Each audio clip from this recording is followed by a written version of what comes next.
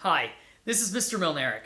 During this time when people are being encouraged to stay inside and stay at home, reading can be a fun way to pass the time. Listening to a great story is also something else you can do that's enjoyable and fun. So, what I'm going to do is I'm going to start reading the second book in Rick Riordan's Percy Jackson series called The Sea of Monsters. And I'm going to go one chapter at a time, starting with chapter 1. It is called My Best Friend Shops for a Wedding Dress. My nightmare started like this. I was standing on a deserted street in some little beach town. It was the middle of the night. A storm was blowing. Wind and rain ripped at the palm trees along the sidewalk. Pink and yellow stucco buildings lined the street, their windows boarded up. A block away, past the line of hibiscus bushes, the ocean churned. Florida, I thought, though I wasn't sure how I knew that. I'd never been to Florida. Then I heard hooves clattering against the pavement. I turned and saw my friend Grover running for his life. Yeah, I said hooves. Grover is a satyr. From the waist up, he looks like a typical, gangly teenager with a peach fuzz goatee and a bad case of acne. He walks with a strange limp, but unless you happen to catch him without his pants on, which I don't recommend, you'd never know there was anything unhuman about him. Baggy jeans and fake feet hide the fact that he's got furry hindquarters and hooves. Grover had been my best friend in 6th grade. He'd gone on this adventure with me and a girl named Annabeth to save the world. But I hadn't seen him since last July when he set off alone on a dangerous quest, a quest no satyr had ever returned from.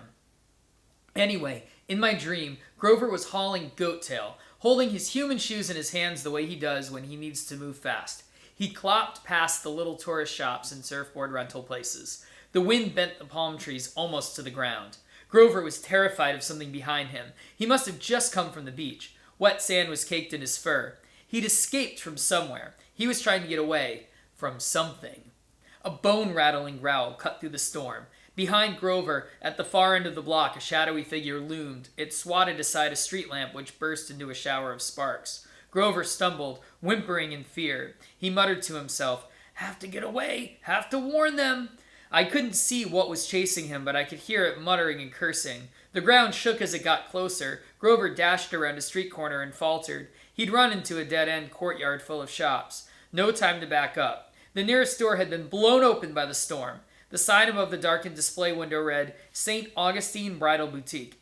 Grover dashed inside. He dove behind a rack of wedding dresses.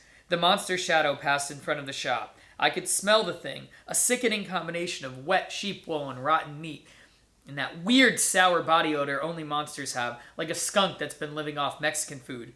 Grover trembled behind the wedding dresses. The monster's shadow passed on. Silence except for the rain. Grover took a deep breath. Maybe the thing was gone. Then lightning flashed. The entire front of the store exploded, and a monstrous voice bellowed, "Mine." I sat bolt upright, shivering in my bed. There was no storm, no monster. Morning sunlight filtered through my bedroom window. I thought I saw a shadow flicker across the glass, a human-like shape, but then there was a knock on my bedroom door, and my mom called, "Percy, you're gonna be late," and the shadow at the window disappeared. It must have been my imagination. A 5th-story window with a rickety old fire escape. There couldn't have been anyone out there. "Come on, dear," my mother called again. "Last day of school. You should be excited. You've almost made it." "Coming," I managed. I felt under my pillow. My fingers closed reassuringly around the ballpoint pen I always slept with. I brought it out, studied the ancient Greek writing engraved on the side. Anaklusmos Riptide. I thought about uncapping it, but something held me back. I hadn't used Riptide for so long. Besides, my mom had made me promise not to use deadly weapons in the apartment after I'd swung a javelin the wrong way and taken out her china cabinet. I put Anaklusmos on my nightstand and dragged myself out of bed. I got dressed as quickly as I could. I tried not to think about my nightmare or monsters or the shadow at my window. Have got to get away. Have got to warn them. What had Grover meant? I made a 3-fingered claw over my heart and pushed outward, an ancient gesture Grover had once taught me for warding off evil. The dream couldn't have been real. Last day of school. My mom was right. I should have been excited. For the first time in my life, I'd almost made it an entire year without getting expelled. No weird accidents, no fights in the classroom, no teachers turning into monsters and trying to kill me with poisoned cafeteria food or exploding homework. Tomorrow, I'd be on my way to my favorite place in the world, Camp Half-Blood. Only one more day to go. Surely even I couldn't mess that up. As usual, I didn't have a clue how wrong I was. My mom made blue waffles and blue eggs for breakfast. She's funny that way, celebrating special occasions with blue food. I think it's her way of saying anything is possible. Percy can pass 7th grade. Waffles can be blue. Little miracles like that. I ate at the kitchen table while my mom washed dishes. She was dressed in her work uniform, a starry blue skirt and a red and white striped blouse she wore to sell candy at Sweet on America. Her long brown hair was pulled back in a ponytail. The waffles tasted great, but I guess I wasn't digging in like I usually did. My mom looked over and frowned. "Percy, are you all right?" "Yeah, fine." But she could always tell when something was bothering me. She dried her hands and sat down across from me. "School or—" She didn't need to finish. I knew what she was asking. "I think Grover's in trouble," I said, and I told her about my dream. She pursed her lips. We didn't talk much about the other part of my life. We tried to live as normally as possible, but my mother knew all about Grover. "I wouldn't be too worried, dear," she said. "Grover is a big satyr now. If there were a problem, I'm sure we would have heard from camp." Her shoulders tensed as she said the word camp. "What is it?" I asked. "Oh, nothing," she said. "I'll tell you what. This afternoon we'll celebrate the end of school. I'll take you and Tyson to Rockefeller Center, to that skateboard shop you like." Oh man, that was tempting. We were always struggling with money. Between my mom's night classes and my private school tuition, we could never afford to do special stuff like shop for a skateboard.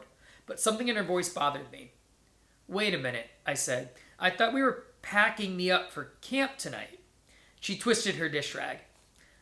Dear, about that, I got a message from Chiron last night." My heart sank. Chiron was the activities director at Camp Half-Blood. He wouldn't contact us unless something serious was going on. "What did he say?" "He thinks, it might not be safe for you to come to camp just yet. We might have to postpone." "Postpone? Mom, how could it not be safe? I'm a half-blood. It's like the only safe place on earth for me." "Usually, dear, but with the problems they're having." "What problems?" "Percy, I'm very, very sorry. I was hoping to talk to you about it this afternoon. I can't explain it all now. I'm not even sure Chiron can. Everything happened so suddenly." My mind was reeling. How could I not go to camp? I wanted to ask a million questions, but just then the kitchen clock chimed the half hour. My mom looked around relieved. 7:30, dear. You should go. Tyson will be waiting." "But—" "Percy, we'll talk this afternoon. Go on to school." That was the last thing I wanted to do, but my mom had this fragile look in her eyes, kind of warning, like if I pushed her too hard, she'd start to cry. Besides, she was right about my friend Tyson. I had to meet him at the subway station on time or he'd get upset. He was scared of traveling underground alone. I gathered up my stuff, but I stopped in the doorway. "Mom, this problem at camp, could it have anything to do with my dream about Grover?" She wouldn't meet my eyes. "We'll talk this afternoon, dear. I'll explain, as much as I can." Reluctantly, I told her goodbye.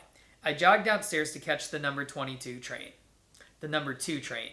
I didn't know it at the time, but my mom and I would never get to have our afternoon talk.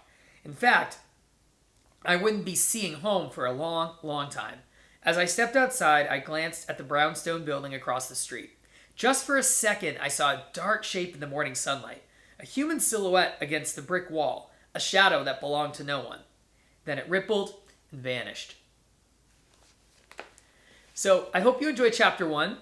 And please stay tuned for Chapter 2, hopefully coming very soon.